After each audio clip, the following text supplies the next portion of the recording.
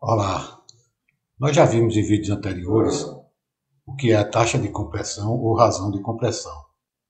A taxa de compressão é a razão entre o volume máximo no interior da câmara de combustão, que acontece quando o pistão encontra-se no ponto morto inferior, e o volume mínimo, que acontece quando o pistão está situado no ponto morto superior.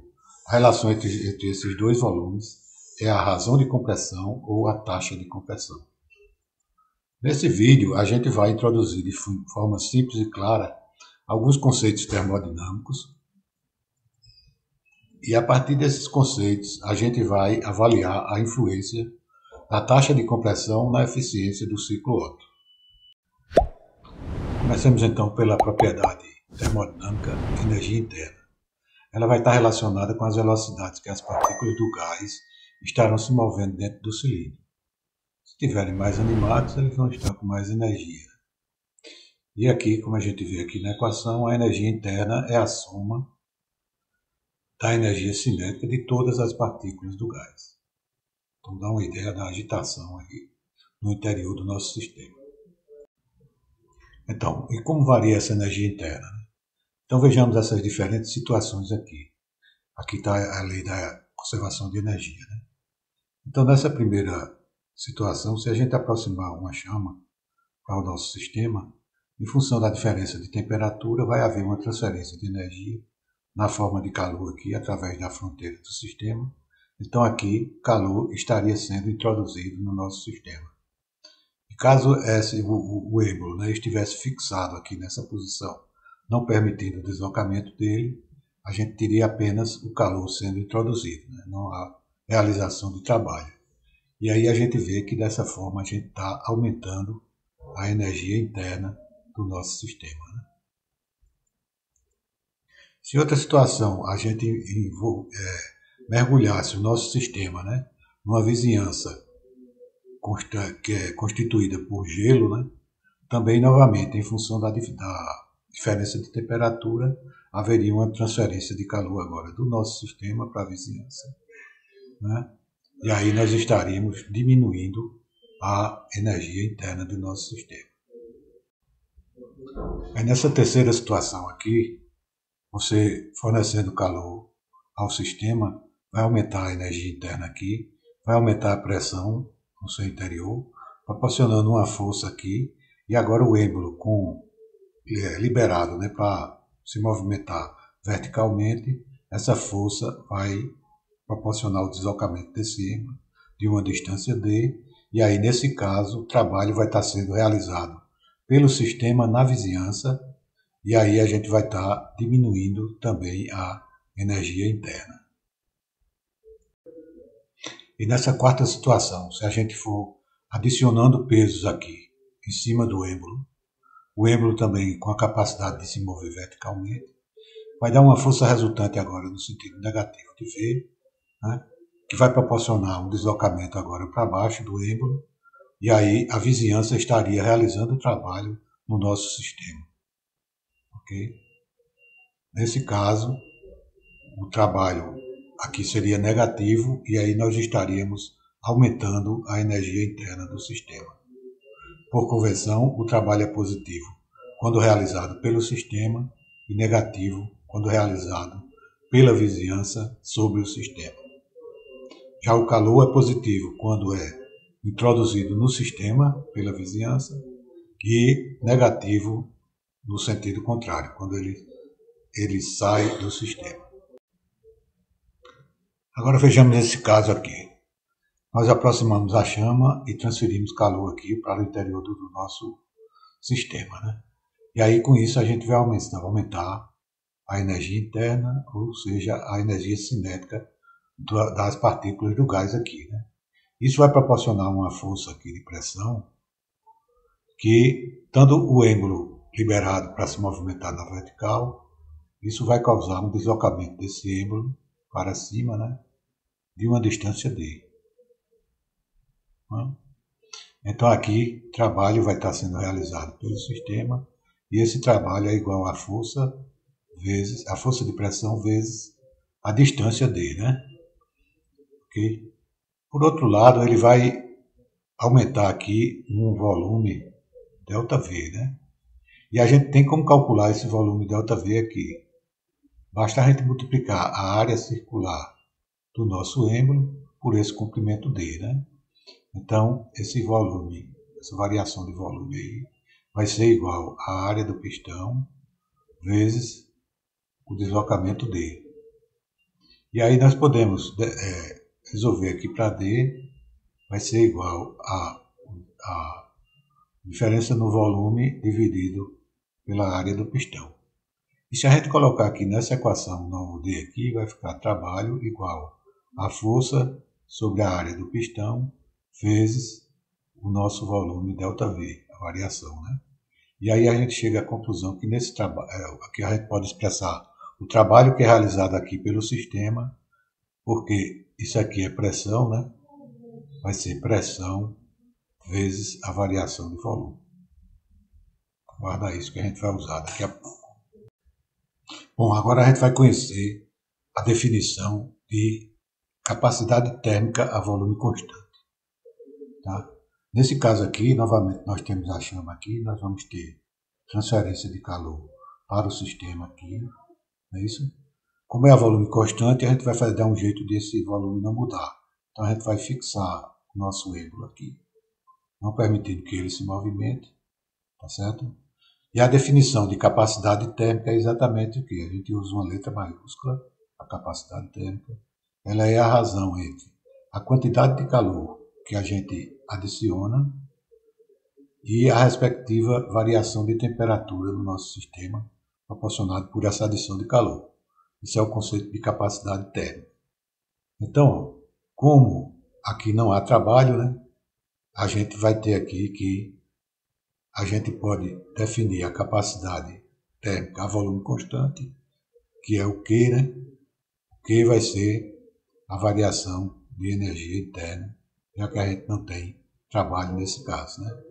Então, a gente pode expressar a capacidade térmica a volume constante como a variação da energia interna em relação à variação da temperatura. E se a gente dividir isso pela massa, a gente chega no calor específico a volume constante. Aí a gente já utiliza uma letra minúscula, que a gente pode definir como a variação da energia interna com a temperatura a volume constante. Então, agora a gente vai definir o que é capacidade térmica a pressão constante. Okay? Novamente, a capacidade térmica a gente usa uma letra maiúscula, a pressão constante vai ser a quantidade de calor que é adicionada em relação à mudança na temperatura proporcionada. Nesse caso aqui, a gente está introduzindo calor por meio dessa chama, e para que a pressão se mantenha constante, a gente agora libera o êmbolo para ele se movimentar. Isso vai causar uma força de pressão aqui, que vai deslocar esse êmbolo no sentido vertical, uma certa distância D. E aqui a gente vai ter, então, calor e trabalho, não é isso? Então, a gente observando aqui, a capacidade térmica a pressão constante vai ser calor. A gente pode retirar dessa equação aqui, o calor igual a variação da energia interna mais trabalho, né? Aí seria aqui variação da energia interna mais trabalho dividido por delta T, variação de temperatura. Mas a gente viu no slide anterior que trabalho a gente pode expressar como o produto P delta V, nesse caso aí, né? E continua dividido pela temperatura aqui. Então acontece o seguinte, ó, quando a pressão é constante, essa quantidade aqui, ΔU mais P delta V, é igual à variação de entalpia. Então a gente pode dizer que a capacidade térmica a pressão constante é a variação de entalpia em relação à variação de temperatura. Quando a gente divide pela massa, a gente chega também ao calor específico, a pressão constante, que é a variação da entalpia com em relação à temperatura com a pressão constante. A energia interna de um gás perfeito, ela é função apenas da temperatura. Então, a partir daqui, a gente pode escrever calor específico a volume constante é igual a dU dt. E aí, podemos escrever assim, ó, dU igual ao calor específico a volume constante dt. Para uma determinada massa, a gente pode escrever assim, dU igual a m calor específico a volume constante dt. Então, se trabalharmos com a equação de estado para um gás perfeito, pressão vezes volume específico igual a constante do gás vezes a temperatura, e também a definição de entalpia, né? H igual a U mais PV. Com essas duas equações aqui, a gente pode afirmar que H é igual a U mais RT. E aqui a gente observa também que a entalpia ela é função da energia interna, que isso é função da temperatura, mais uma constante vezes a temperatura. Então a entalpia, né, de um gás perfeito, ela é função apenas da temperatura. E aí, da mesma forma que eu escrevi isso aqui para o volume constante, eu posso escrever que TH igual ao calor específico, a pressão constante, vezes dt. Então, aplicando a regra da cadeia aqui, ó, a gente pode escrever dH igual a du mais R dt, né? Então, nós temos dH, está aqui, né? Então, a gente pode escrever Cp dt igual du, está aqui, né? Cv dt mais RDT. Nós podemos cancelar o dt aqui e nós vamos chegar a essa interessante relação aqui que diz que a constante do gás é igual ao calor específico à pressão constante menos o calor específico a volume constante. Bem interessante, né? É uma outra relação bastante importante, é o que a gente chama de coeficiente de expansão adiabática. É o K, né? O K é a razão entre o calor específico a pressão constante e o calor específico a volume constante. Sabe-se que quando a gente tem expressões desse tipo, ó, PV elevado a K, ou seja, no estado 1, né? P1, V1 elevado a K. E no estado 2, P2, V2 elevado a K. Quando a gente tem equações desse tipo, PV elevado a K igual a uma constante, a gente usa para descrever um processo adiabático reversível. Isso é interessante para nós porque no ciclo Otto nós temos dois processos desse tipo, né, adiabático reversível. Aqui, na compressão de 1 até 2, isso aqui é um processo adiabático reversível, e na expansão de 3 até 4, também é um processo adiabático reversível. Então vamos estudar aqui o processo de 1 a 2, o processo de compressão do ciclo Otto, né? Então a gente vai colocar aqui, ó, P1, V1 elevado a K é igual a uma constante, né? Que vai ser igual a P2, V2 elevado a K. Então daqui a gente pode fazer a seguinte relação, ó, P1 sobre P2 igual a V2 sobre V1 elevado a K. Também posso fazer aqui da forma inversa, né? P2 sobre P1 igual a V1 sobre V2 também elevado a K. E aqui agora eu vou usar a equação de estado para o gás perfeito, né? Nesses dois estados, tá certo? Então vou pegar aqui, ó, P1, V1 igual a M, constante do gás, vezes T, né? E no estado 2, P2, V2 igual a M, R, T. Ok? Se eu dividir uma equação pela outra aqui, eu vou cancelar as massas M, constante que é do mesmo gás, é isso? E aí eu vou ficar aqui, ó, P1 sobre P2, que está aqui, né? Então eu vou escrever aqui, V2 sobre V1 elevado a K, que vai multiplicar agora V1 sobre V2, não é isso?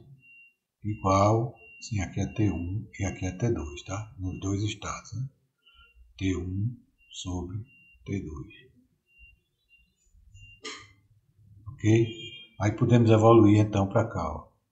V2 elevado a K, o V2 aqui está embaixo, eu vou voltar para cá, vezes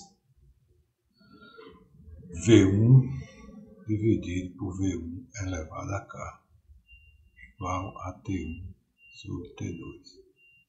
Evoluindo ainda com isso, vai ficar V2 elevado a K menos 1, que multiplica, não, vou dividir aqui, dividido por V1 elevado também a K menos 1, né, igual a T1 sobre T2. Okay?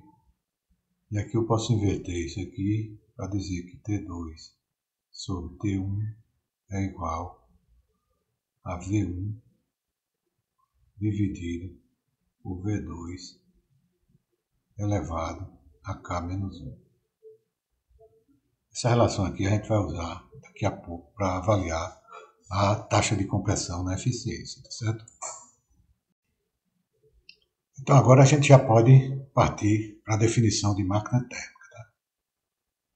Uma máquina térmica é um dispositivo que ele recebe calor, recebe energia, né, na forma de calor de uma fonte quente. Ele é obrigado a rejeitar parte dessa energia, também em forma de calor, para uma fonte fria. E a diferença entre esse calor da fonte quente e o calor rejeitado para a fonte fria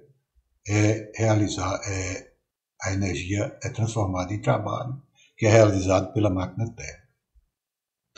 Um exemplo disso é o ciclo Otto, né? Que ele recebe energia quando o pistão está parado no ponto morto superior, né? Esse intervalo aqui entre 2 e 3, ele recebe energia da fonte quente, que seria da combustão, da queima do combustível, né? E ele rejeita para a fonte fria aqui nesse processo de 4 para 1, quando ele descarrega calor junto com os gases de escape. Né? Então, fazendo um parâmetro aqui com o motor de combustão interna, o calor, né, a fonte fria seria, o calor da fonte quente seria a queima do combustível, né? A fonte fria seria o líquido refrigerante e aqui também seria transferido calor para a fonte fria e o trabalho seria a força realizada aqui no tempo útil devido à expansão desses gases proveniente desse fornecimento de energia através da combustão. Né? E aí, falando em eficiência, a gente sabe, né, que o que a gente usa no denominador é aquilo que a gente tem disponível. E a energia total disponível é exatamente esse calor da fonte quente. Né? E no numerador vai estar sempre aquilo que a gente retira de útil a partir daquilo de que a gente dispõe, que é o trabalho. Né? Então a eficiência térmica vai ser o trabalho dividido por esse QH. Vamos começar então tratando aqui da eficiência térmica. Né? A gente viu que é o trabalho dividido pelo calor disponível na fonte quente.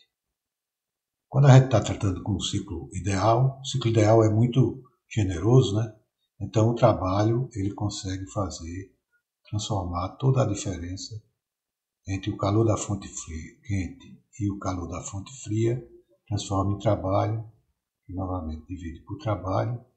Eu posso reescrever isso aqui dessa forma, 1 menos QL sobre QH né? E aqui eu posso utilizar uma equação que eu já vi anteriormente aqui nesse vídeo. O calor para a fonte fria vai ser nesse processo de 4 para 1, né? Então vai ser igual a massa de gás, né?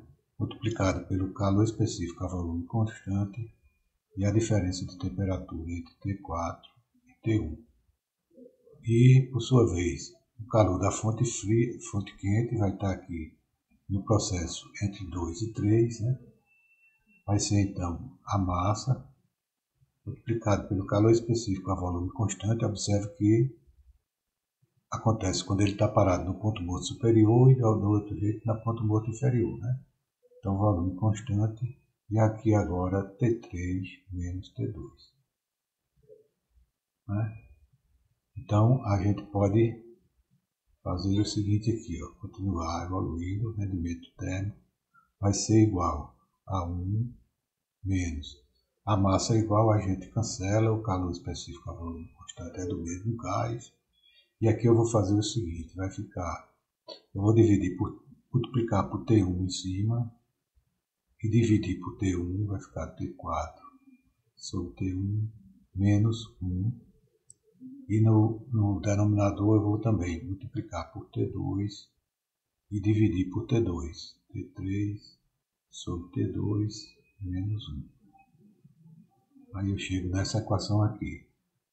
E aí eu vou observar aqui no nosso diagrama que no ponto morto inferior o volume é igual, né? Então no ponto 1 e no ponto 4, o volume 1 é igual ao volume 4.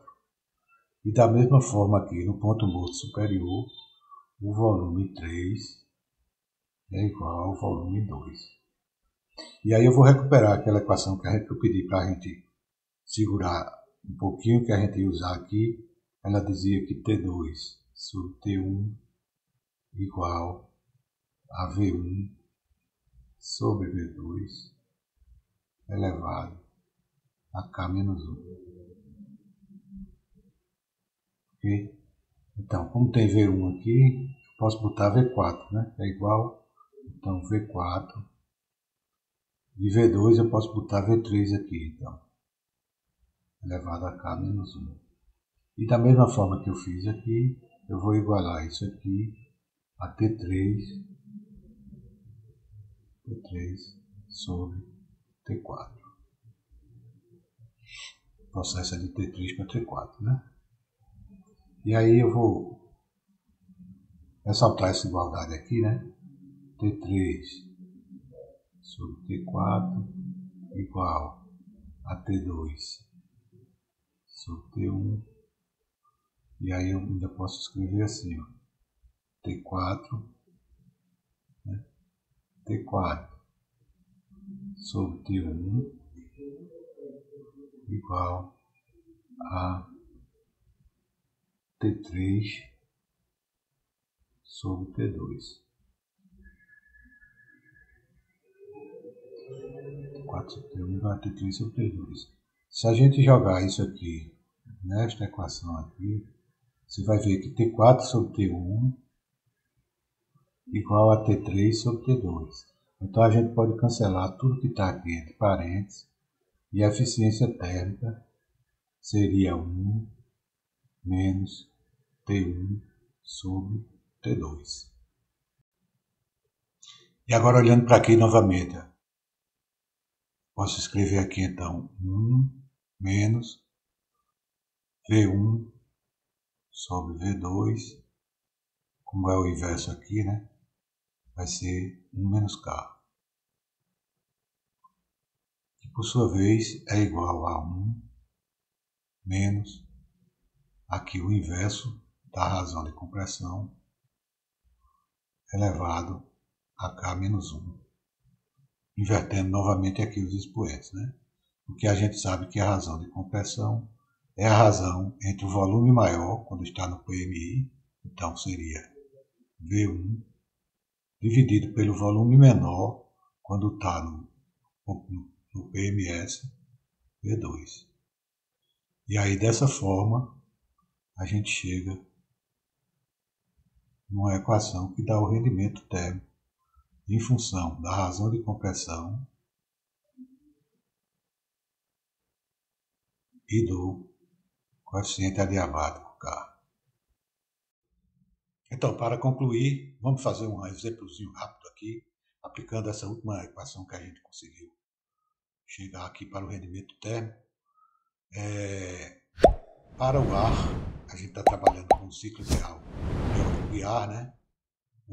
Aquele coeficiente entre o calor específico, a pressão constante e a volume constante é igual a 1,4. Então vamos supor que nós tenhamos um motor com a taxa de compressão de 10 para 1. Então, substituído aqui na equação, taxa de compressão 10, né? O K é 1,4, K menos 1 seria 0,4. E fazendo essa conta aqui, dá 0,6. Então, aqui para 10, dá mais ou menos aqui, dá 60% de rendimento. Então, a gente observa que quanto maior a taxa de compressão, maior vai ser a eficiência. No caso de motores de combustão do ciclo Otto.